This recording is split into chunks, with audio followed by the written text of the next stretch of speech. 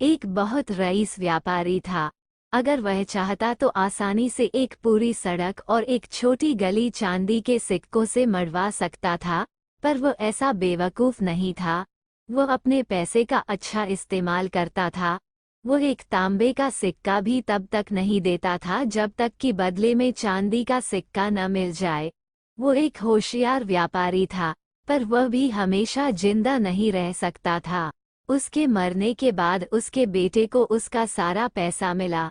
वह जमा करने से ज्यादा खर्च करने में होशियार था। वो हर रात को पार्टियों में जाता था, रुपयों से पतंगे बनाता था। यही नहीं, जब समुद्र के किनारे जाता था तो पत्थर तैराने की जगह सोने के सिक्के तैराता था। जल्दी ही उसके सब रुपए खत्म हो गए। अब उसके पास सिर्फ 4 आने, एक जोड़ी घिसा हुआ जूता और एक पुराना कोट बचा। उसके सब दोस्त उसे छोड़ गए। वे ऐसी अजीब पोशाक वाले आदमी के साथ दिखना भी पसंद नहीं करते थे। उसका एक दोस्त इतना दयालु था कि उसने उसे एक पुराना बक्सा दिया और कहा कि इसमें अपना सामान डालकर निकल जाओ।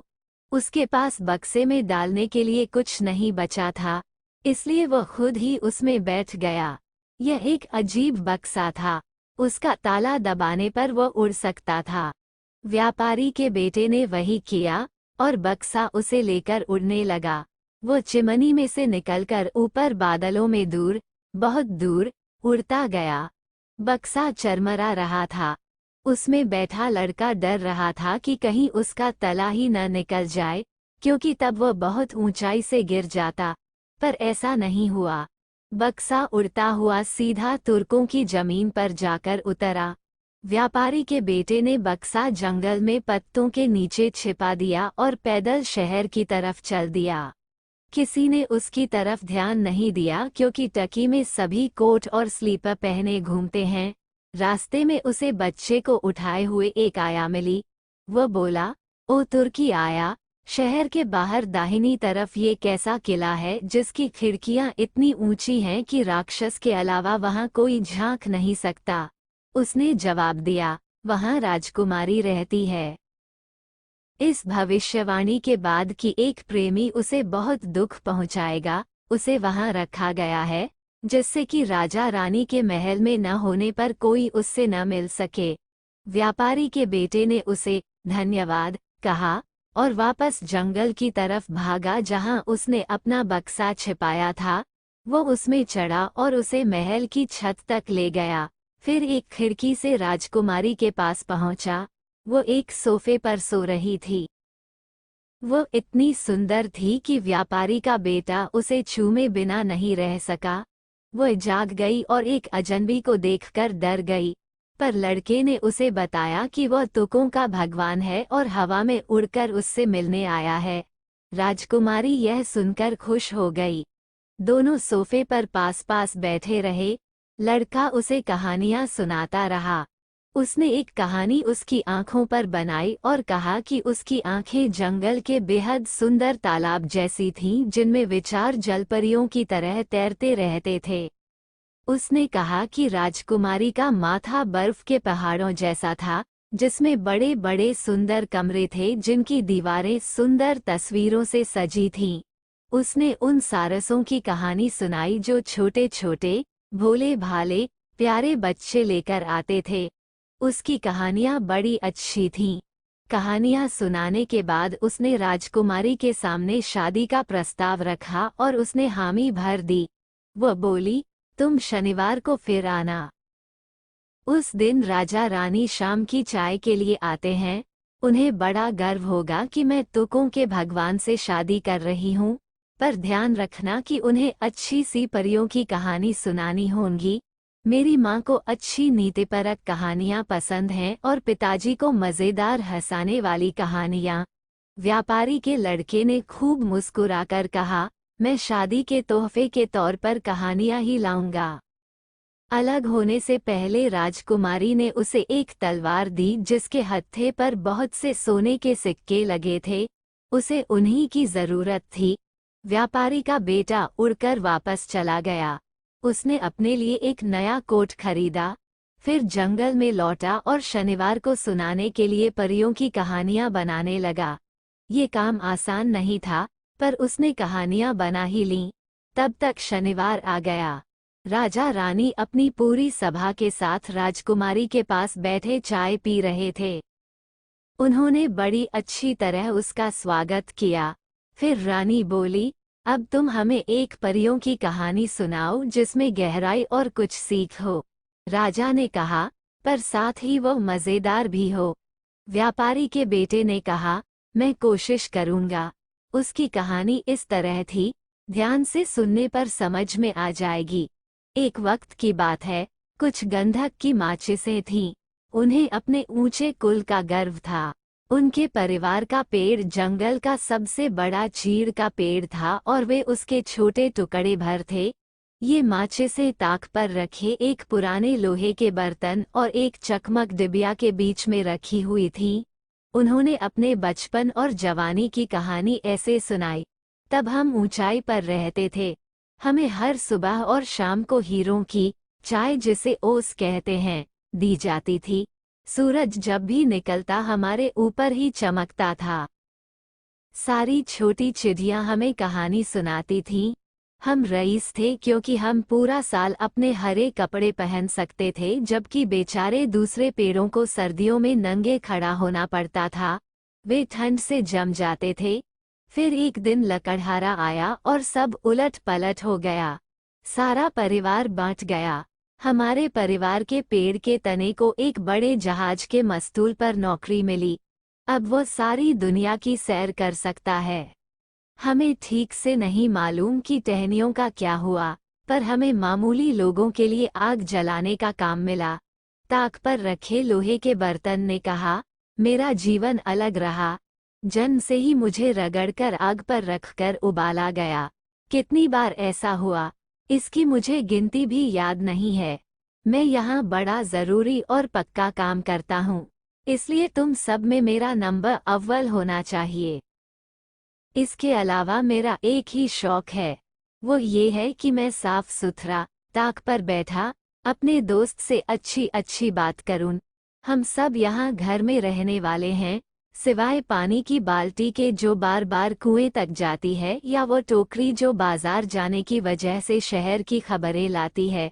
पर जहाँ तक मेरा सवाल है, मुझे ये सब अच्छा नहीं लगता। वो टोकरी सिर्फ लोगों और सरकारों की बातें करती है। एक दिन बेचारा मिट्टी का घड़ा इतना डर गया कि गिरकर टुकड़े टुकड़े हो गया।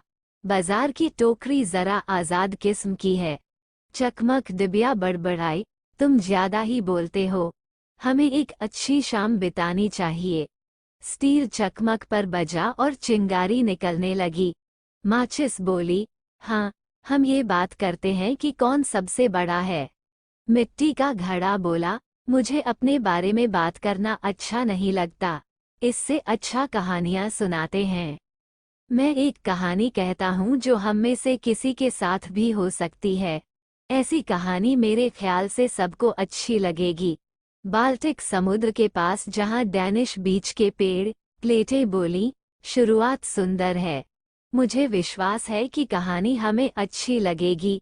मिट्टी का घड़ा बोलता गया, एक शांत घर में मेरी जवानी बीती। हर हफ्ते मेज कुर्सियों पर पॉलिश की जाती थी।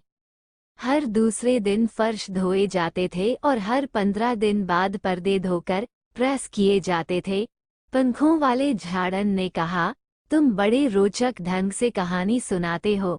तुम्हारी बातचीत में ऐसी सफाई है जैसे कोई औरत कहानी कह रही हो। पानी की बाल्टी खुशी के साथ हवा में उछलती हुई बोली, सच, बिल्कुल सच। मिट्टी के घड़े ने अपनी कहानी सुनाई। शुरू की तरह बीच और आखिर भी मनोरंजक था। सारी प्लेटों ने एक साथ ऐसी आवाज की जैसे तारीफ कर रही हो। पंखों वाले झाड़न ने अजवान के पौधे की माला सी बनाकर घड़े को पहनाने की तैयारी की। उसे पता था कि बाकी सब चिढ़ जाएंगे, पर उसे लगा कि आज किसी की इज्जत करो तो कल वह तुम्हारी इज्जत करेगा। बड़ा चिमटा बोला, चलो नाचते हैं, और वे सब नाचने लगे। हे भगवान, वे कैसे टांगे फैला सकते थे। कोने में रखी कुर्सी का कवर उन्हें देखने की कोशिश में बीच में से 2 टुकड़ों में फट गया।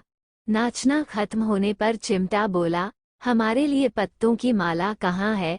तब उन्हें भी माला पहनाई गई। माचिसों ने कहा कुछ नहीं, पर मन में सोचा, ओछे छोटे लोगों की भीड़। समोवा भी गाने वाली थी। फिर बोली कि उसे ठंड लग गई है, पर यह सच नहीं था। वह घमंडी है, सिर्फ खाने वाले कमरे में मालिक मालकिन के सामने गाती है। खिड़की की चौखट पर एक पुराना कलम रखा था जिससे नौकरानी लिखा करती थी। उसमें कोई खास बात नहीं थी सिवाय इसके कि उसे दवात में जरा ज्यादा डुबो दिया गया था।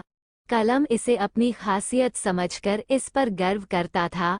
वह बोला, अगर समोवा नहीं गाती तो हमें उसकी खुशामद नहीं करनी चाहिए। खिड़की के बाहर के पिंजरे में कोयल है, क्यों न उससे गाने को कहें। सच है कि उसने न गाना सीखा है, न पढ़ी लिखी है, पर फिर भी उसके गाने में जो सादगी है वो शांति देने वाली है। चाय की केतली ने शिकायती आवाज में कहा, मैं नहीं सोचती कि यह ठीक है। वह समोवा की सौतेली बहन थी। हम किसी बाहर की चिड़िया का गाना क्यों सुने? क्या ये देशभक्ति है? बाजार की टोकरी इसका फैसला करे। टोकरी बोली, मुझे बहुत गुस्सा आ रहा है। यह कोई तरीका है शाम बिताने का? सब चीजों को उनकी जगह वापस रखो फिर मैं फैसला दूंगी। सब चिल्लाने लगे, हल्ला करो, हल्ला करो। उसी वक्त दरवाजा खुला, नौकरानी अंदर आई। सब फौरन अलग होकर चुपचाप खड़े हो गए। सबसे छोटा होते हुए भी मिट्टी का घड़ा यही सोच रहा था कि मैं रसोई में सबसे जरूरी हूँ। मैं चाहता तो शाम मजेदार बन सकती थी। नौकरानी ने एक माचिस उठाकर आग जला दी। तीली सोचने लगी, अब सब देख सकते हैं कि हम ही यहाँ बड़े हैं। क्या आग जलाते हैं? क्या रोशनी है? तभी तीली का अंत हो गया, वो जल गई। कहानी खत्म होते ही रानी बोली, ये बहुत सुंदर कहानी थी। मुझे लगा जैसे मैं रसोई में माचिस के साथ थी। हम तुम्हें अपनी बेटी देंगे।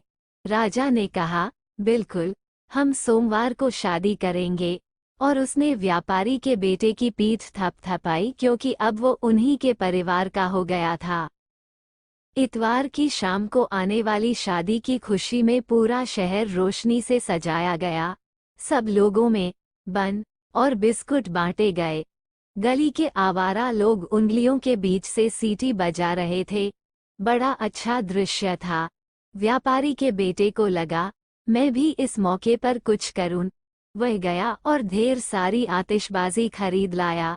उसे लेकर बक्से में बैठा और हवा में उड़ गया। वह खूब ऊंचा उड़ा, वहां से आतिशबाजी चलाई, खूब धमाके हुए। चमक फैल गई। किसी ने पहले ऐसा दृश्य नहीं देखा था। सारे तुर्क जमीन से ऊपर उछल पड़े। उनके स्लीपर खो गए। अब उन्हें विश्वास हो गया कि वाकई तुर्कों का भगवान उनकी राजकुमारी से शादी कर रहा था। जब व्यापारी का बेटा अपने ट्रंक में बैठकर जंगल में लौटा तो उसने सोचा कि शहर में जाकर लोगों की बातें सुने, पता तो चले कि सब उसके कारनामों के बारे में क्या सोच रहे हैं। लोग जो जो बातें कर रहे थे, सब अलग अलग बातें थीं, पर सबका मानना था कि पूरा दृश्य बहुत बढ़िया था। एक बोला, मैंने स्वयं भगवान को देखा। उसकी आंखें सितारों जैसी और दाढ़ी उफनते समुद्र जैसी थी। दूसरा बोला, वह आग का चोगा पहने था, जिसकी तहों से सुंदर प्यारे देवदूत झांक रहे थे। लड़के को सब सुनना बड़ा अच्छा लग रहा था। कल उसकी शादी का दिन था। वह जल्दी से जंगल में लौटा ताकि आराम से अपने बक्से में सो सके, पर बक्सा था कहाँ? वह तो जलकर राख हो गया था। आतिशबाजी से निकली एक चिंगारी ने उसे जला दिया था और बक्से का अंत हो गया। उसके साथ ही व्यापारी के लड़के का भी अंत हो गया। अब वह उड़कर अपनी दुल्हन तक नहीं पहुंच सकता था। बेचारी राजकुमारी सारा दिन छत पर उसका इंतजार करती रही। वह आज भी इंतजार कर रही है, जबकि वह लड़का दुनिया भर को काल्पनिक कहानियां सुनाता फिर रहा है। पर अब उसकी कहानियां गंधक की माचिस की कहानी की तरह हल्की फुल्की नहीं होती हैं।